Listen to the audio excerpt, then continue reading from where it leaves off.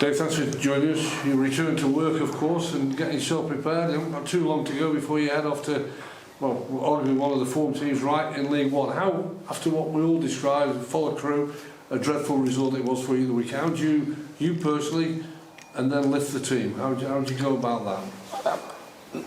I think you've got, it's your professional responsibility, however difficult it might be. We've all had difficult situations, circumstances in life, and in jobs. It's your professional responsibility to do it. You know, so however much you can smart from the result on Saturday, you actually go, no, here we go, it's another game. You know, go to MK Dons and win, and you go, well, hang on a minute, that's you might put it the other way around, and that's what we've got to do. So, you know, we've got to make sure that we play as well as we have done at times, and truly believe we're going to win a game. And if we do that, then we've got as much chance as anyone. Unfortunately, those stats are stacking up against you more by the week. I think it's 13 defeats in 14 games. It becomes a habit, doesn't losing. Yep. You've got to break that. We know it's hurting you. Do you feel it's hurting those players as well? You're with them every day. I think so. I'm sure with some it might not be, but I think the majority. It's got to professional pride, and I have to say that on an individual level, it's their own careers. Yes, we're in a team environment and a team sport. If you don't perform, then you know it's only on you. So there's individual repercussions and consequences to team performance, and you know, I think whatever the motivation, whatever it is that floats every individual's boat, they've got to make sure that they harness that and we get a performance. It's a fantastic sport to be involved in, isn't it? I know it's horrible and cruel at times with what's going on with your results. You've just actually touched on it a little bit there. Do you think that players understand how ruthless this game can be in terms of where the futures might be and what they're playing for? I think some do, and I think quite a lot because of the makeup of our squad don't, which is understandable. You know, some are streetwise enough to understand it, some are old enough to understand it, and there's quite a lot that just go, this is what, it's just football, and it just, whatever happens kind of thing. And some personalities are like that as well. So, you know, so I think that's an individual question for each and every one of them. But you know, the fact of the matter is, we've got to make sure they're aware of, you know, the consequences, if you like, and what comes about from that. Crewe's one of the milder clubs in terms of how fans vent frustrations towards you or the team or to the board. They have their little go, they're entitled to that. It's a costly exercise, isn't it, to follow your club that you love.